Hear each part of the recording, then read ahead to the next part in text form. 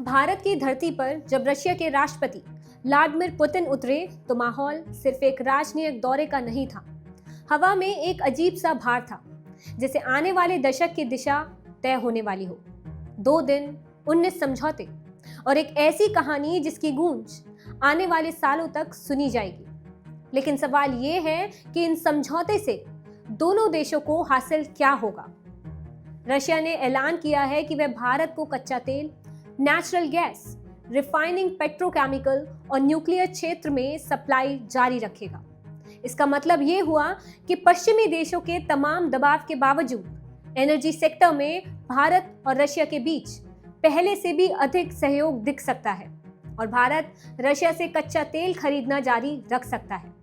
दोनों देशों के बीच दूसरा बड़ा ऐलान सिविल न्यूक्लियर क्षेत्र में सहयोग बढ़ाने पर हुआ है। भारत में अभी ज्यादातर जगहों पर कोयले से बिजली बनाई जाती है, लेकिन अब हम छोटे न्यूक्लियर रिएक्टर प्लांट्स भी लगाना चाहते हैं और इसमें रशिया हमारी मदद करने वाला है। और ये कोई मामूली डील नहीं है।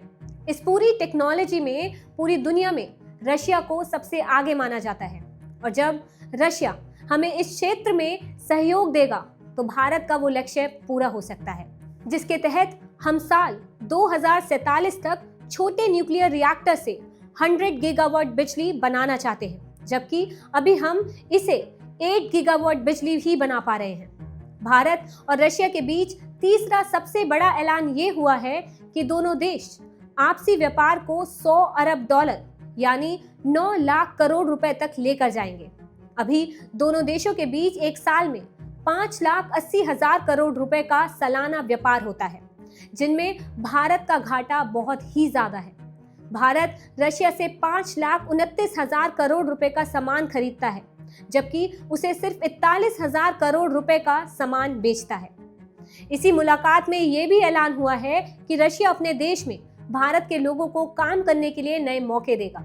रशिया क्षेत्रफल के लिहाज में दुनिया का सबसे बड़ा देश है, लेकिन उसकी आबादी सिर्फ 15 करोड़ ही है और अब वहां कामगारों का बड़ा संकट खड़ा हो गया है और यही वजह है कि रशिया को भारतीय कामगारों की जरूरत है।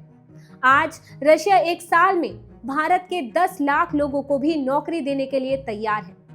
एक और ऐसा ऐलान हुआ है कि अब भारत रशिया से सिर्फ हथियार नहीं खरीदेगा, बल्कि दोनों देश साथ मिलकर इन हथियारों का निर्माण भी करेंगे और भारत मेक इन इंडिया के तहत रिसर्च एंड डेवलपमेंट का प्रोडक्शन पर जोर देगा। यानी अब हम ज्यादा से ज्यादा हथियार रशिया के टेक्नोलॉजी से लेकर अपनी ही देश में बनाने की कोशिश करेंगे, जैसे हमने ब्रह्मोस मिसाइल बनाई है। भारत और रशिया के बीच स्पेस सेक्टर को लेकर भी समझौता हुआ है, जिसके तहत दोनों देश अंतरिक्ष में इंसानों को भेजने के मिशन पर साथ काम करेंगे और नेविगेशन, डीप स्पेस और रॉकेट इंजन के विकास में भी दोनों देशों के बीच सहयोग बढ़ेगा।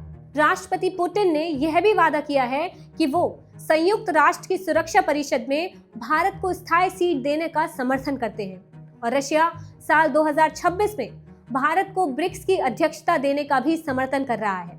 आतंकवाद के खिलाफ भी दोनों देशों के बीच सहमति बनी है और राष्ट्रपति पुतिन ने कहा है कि वो आतंकवाद फंडिंग को रोकने और उन पर प्रतिबंध लगाने के लिए भारत के साथ मिलकर काम करेंगे। इसी मुलाकात में यह भी ऐलान हुआ है कि भारत और रशिया के बीच अधिक से अधिक व्यापार भारत की करेंसी रुपए और रशिया की करेंसी रूबेल में होगा। अभी दोनों देशों के बीच 95% व्यापार रुपए रूबेल में होता है, लेकिन डिजिटल करेंसी प्लेटफॉर्म पर दोनों देशों के बीच बातचीत नहीं हुई है और आखिरी फैसला ये हुआ है कि भारत और रशिया के बीच International North South Transport Corridor बनाया जाएगा और ये वो रास्ता होगा जहां से दोनों देश समय और पैसे की बचत करके एक दूसरे के साथ व्यापार कर सकेंगे। ये कॉरिडोर मुंबई को ईरान के छाबर पोर्ट से जोड़ेगा। इसके बाद छाबर पोर्ट से सड़क के रास्ते ये ईरान के उत्तरी छोर पर पहुंचेगा और वहां से समुद्र के रास्ते ये रशिया को इस कॉरिडोर से जोड़ेगा।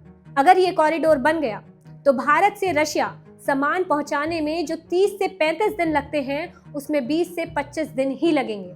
और अगर हम जियोपॉलिटिक्स की बात करें तो ट्रंप पीछे नहीं रह सकते।